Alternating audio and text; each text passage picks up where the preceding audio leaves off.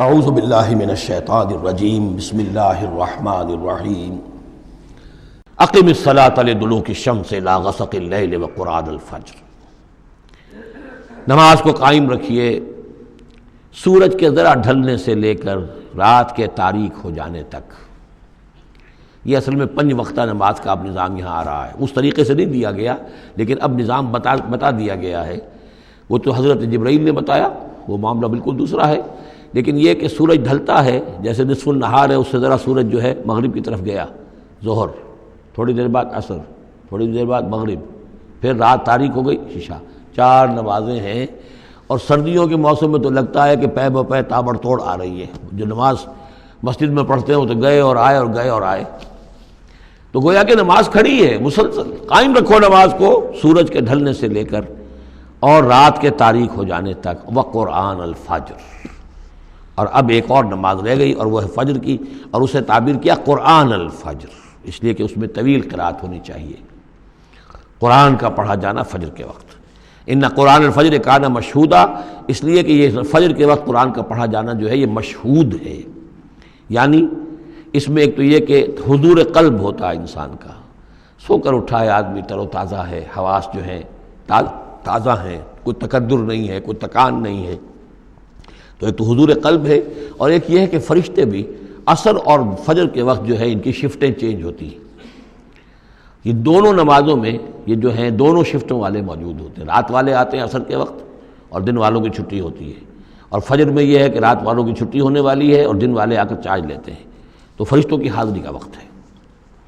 وَمِنَ اللَّيْلِ فَتَہَجَّدْ بِهِ، اور نماز کے ایک حصے میں سے آپ جاگیے اس قرآن کے ساتھ۔ بہی کو یہاں نوٹ کیجئے، جیسے سورہ انعام میں نے بار بار نوٹ کرایا تھا، انذر بہی ذکر بہی، تبشیر ہو اس قرآن کے ذریعے سے، تذکیر اس قرآن کے ذریعے سے، انذار اس قرآن کے ذریعے سے۔ تو تہجد جو ہے جاگنا قرآن کے ساتھ جاگنا ہے۔ اب ہمارے ہاں چونکہ قرآن لوگوں کو یاد نہیں ہوتا تو جو پڑھتے بھی ہیں تہجد وہ تو 8 رکعتیں جیسے تیسے جو قل هو اللہ کے ساتھ پڑھ کر پھر بیٹھ کر کوئی مراقبہ کر لیا، کوئی اور ذکر کر لیا، وہ اصل تہجد وہ نہیں۔ اصل تہجد یہ ہے طویل قرات رات کو کھڑے ہو کر کی جائے۔ نافلۃ لک، یہ اضافی شے ہے اے نبی آپ کے لیے۔ عسیٰ ان یبعثک ربک مقام محمودا، امید ہے کہ آپ کا رب آپ کو مقام محمود پر فائز کرے گا۔ یہ مقام محمود کو بہت بلند مقام ہے میدان حشر میں اور پھر جنت میں، جس کی حقیقت کو ہم اس وقت نہیں جان سکتے۔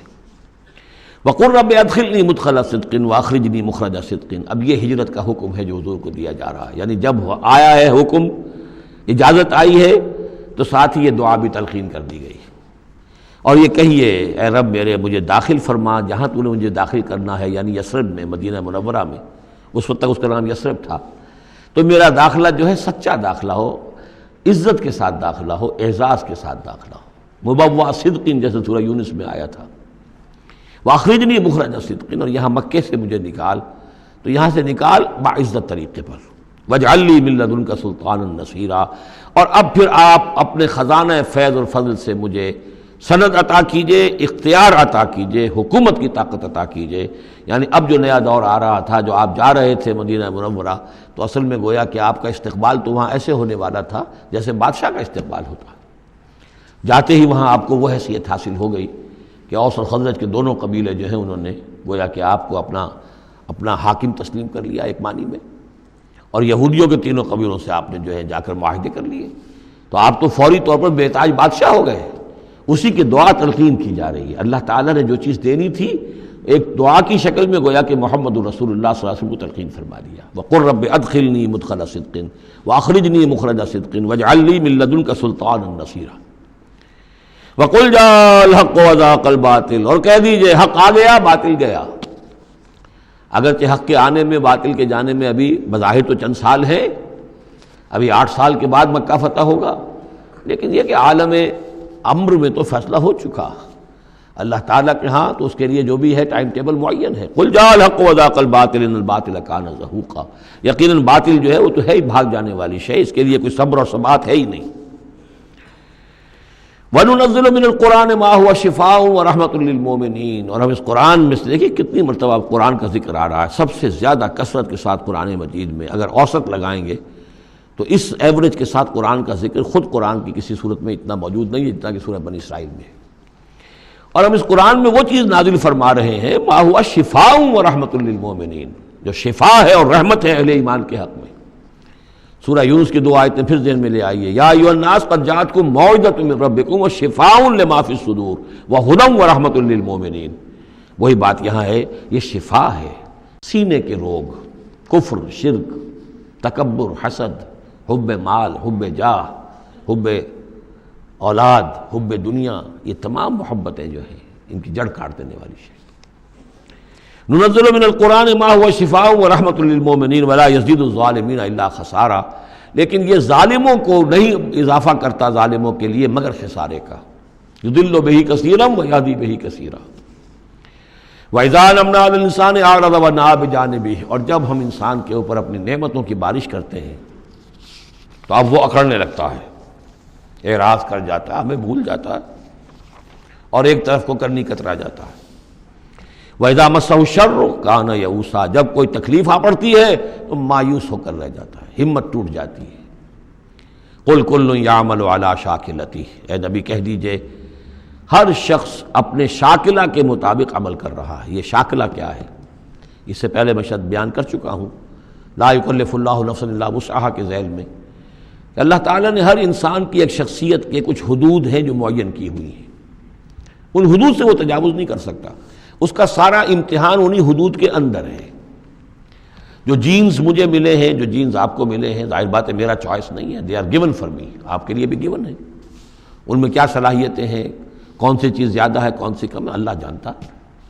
پھر یہ کہ جس ماحول میں مجھے پیدا کیا، جس میں آپ کو پیدا کیا، جو حالات میرے تھے جو آپ کے تھے وہ بھی اللہ تعالیٰ کی طرف سے دیے ہوئے تھے۔ ان دونوں چیزوں سے جو شے وجود میں آتی ہے وہ شاکلہ ہے، وہ پیٹرن ہے۔